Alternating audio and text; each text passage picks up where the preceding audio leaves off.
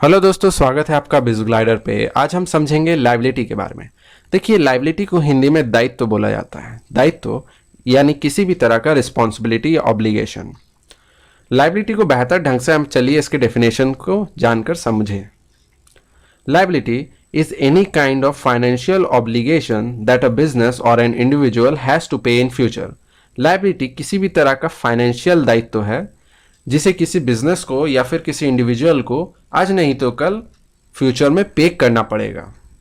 Liabilities are settled by transferring economic benefits such as money, goods और services.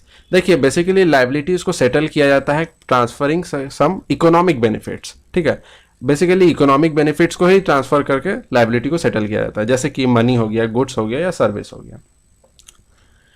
चलिए इससे liabilities को एक एग्जाम्पल के थ्रू समझने की कोशिश करते हैं। मान लीजिए एक ABCD कंपनी है जो कि मेरा है, ठीक है, और मुझे फंड्स की बहुत ज़रूरत है उस कंपनी को चलाने के लिए।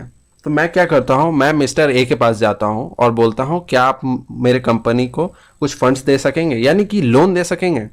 तो मिस्टर ए मान जाते हैं, तो वो एक पर्टिकुलर सम को ट्रांसफ़र करते हैं मेरे पास, मेरे बिजनेस में इंक्लूड करते हैं। तो मेरे लिए ये मनी क्या हो गया? मेरे लिए ये मनी जो है लायबिलिटी है। लायबिलिटी इन द सेंस कि मुझे ये जो लोन लिया हुआ अमाउंट है ये मुझे मिस्टर ए को इंटरेस्ट के साथ वापस देना पड़ेगा। ओके, अब यहाँ पे आप पूछेंगे हम लोग लायबिलिटी लेते ही क्यों हैं? तो बेसिकली लायबिलिटी को लिया जाता है एसेट्स के अगेंस्ट में, जिससे कि एसेट्स जनरेट करके उसे प्रॉफिट बना सके। और भी बहुत सारे फैक्टर्स हैं। चलिए नेक्स्ट देखते हैं टाइप्स ऑफ लायबिलिटीज के बारे में। Types of liabilities can be classified into 3 main categories. देखिए, लायबिलिटी को 3 मेन कैटेगरी में बांट दिया गया है। Number 1 current liabilities, number 2 non current liabilities, number 3 contingent liabilities. अब चलिए इनको एक एक करके समझेंगे।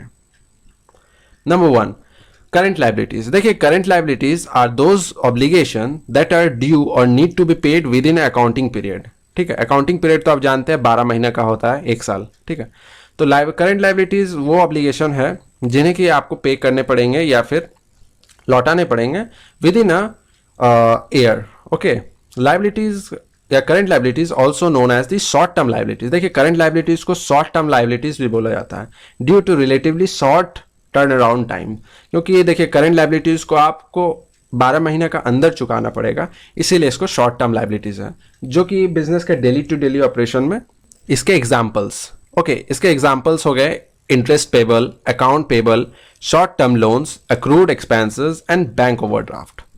नेक्स्ट है non current liabilities. Non current liabilities ठीक करेंट लायबिलिटीज का उल्टा है।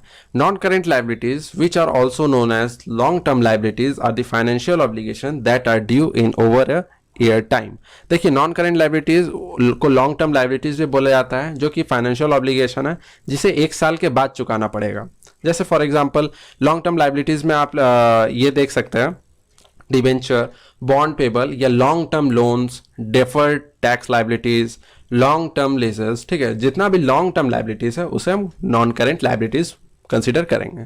तो long term liabilities plays an important role in long term financing of the business. Long term liabilities जो होता है एक मेजर रोल प्ले करते हैं। ये सब लायबिलिटीज बेसिकली लॉन्ग टर्म के बारे में सोच के लिया जाता है। नेक्स्ट है कंटीजेंट लायबिलिटीज। देखिए, कंटीजेंट बहुत स्पेशल टाइप का लायबिलिटी होता है, तो पहले इसके डेफिनेशन से इसको समझने की कोशिश करते हैं। Contingent liability represent a potential obligation that could be created depending on the outcome of an event. ठीक है, कंटीजेंट लायबिलिटीज उन लायबिलिटीज को बोला जाता है जो कि लायबिलिटीज हो भी सकते या नहीं भी हो सकते, डिपेंड करता है एक पर्टिकुलर इवेंट के ऑकरेंस पे। ठीक है, चलिए इसको एग्जाम्पल के थ्रू और थोड़ा बेटर ढंग से समझने की कोशिश करते हैं। मान लीजिए आपका कोई एक बिजनेस है, ठीक है, आपका सप्लायर के साथ आपका किसी तरह का प्रॉब्लम हो गया है और वो सप्लायर आप पे 10 लाख का केस कर दिए हैं। अब वो जो 10 लाख का केस किए हैं और वो कोर्ट पे चले गए, तो कोर्ट में चले जाने के बाद जो आप पे 10 लाख का केस किए हैं वो एक लायबिलिटीज हो भी सकता है, नहीं भी हो सकता, यानी कि कंटीजेंट लायबिलिटीज है। तो मान लीजिए कि कोर्ट का फेवर जो आता है, यानी जो वर्डिक्ट आता है सप्लायर के फेवर में आता है, यानी कि आपको 10 लाख पे करने पड़ेंगे, तब वो लायबिलिटीज जो 10 लाख है वो आपका लायबिलिटी बन जाएगा। बट अगर कोर्ट का फेवर उसके अगेंस्ट में आता है, यानी आपके फेवर में आता है, तो वो लाइबिलिटी कंसिडर नहीं किया जाएगा। तो देख लेते example, if a supplier of a business file a legal suit, it will not be treated as a liability because no obligation is created immediately। तुरंत वो liability नहीं बना है, ठीक है, कोई ऐसा कुछ नहीं। If the verdict of the cases is given in favor of the supplier, then only the obligation created, till that time it is treated as contingent liabilities। Note, देखिए contingent liabilities is not recorded in the books of account में record नहीं होता है, लेकिन जो इसे disclose किया जाता है एक नोट के थ्रू फाइनेंशियल स्टेटमेंट में। आई होप कंटीजेंट लाइबिलिटीज आप समझ गए होंगे, जो कि हो भी सकता है या नहीं भी हो सकता, डिपेंड करता है ऑन ए पर्टिकुलर इवेंट के ऊपर। तो ये थे कुछ टाइप्स ऑफ लाइबिलिटीज और लाइबिलिटीज। आशा करता हूँ मैं आपको समझा पाया। नेक्स्ट मिलते हैं अगले वीडियो में।